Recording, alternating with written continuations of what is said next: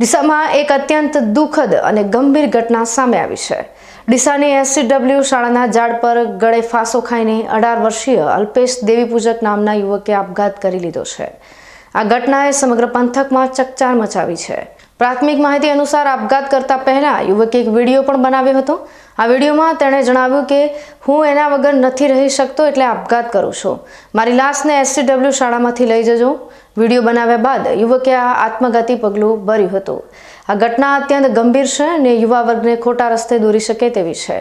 પ્રેમ સંબંધોમાં નિષ્ફળતા કે અન્ય કોઈ પણ કારણસર જીવનનો અંત લાવવા જેવું આત્મઘાતી પગલું ભરવું એ કોઈ સમસ્યાનો ઉકેલ નથી। જીવન અમૂલ્ય છે અને દરેક સમસ્યાનો ઉકેલ હોય છે।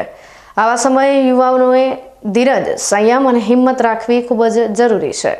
જો કોઈ મુશ્કેલી હોય તો પરિવારના સભ્યો, મિત્રો અથવા વડીલો સાથે વાત કરવી જોઈએ। જરૂર પડે તો માનસિક સ્વાસ્થ્ય નિષ્ણાતની મદદ લેવામાં પણ સંકોચ ન કરવો જોઈએ। એક ખોટું પગલું માત્ર પોતાનું જ નહીં પરંતુ આખા પરિવારનું જીવન અંધકારમય બનાવી શકે છે।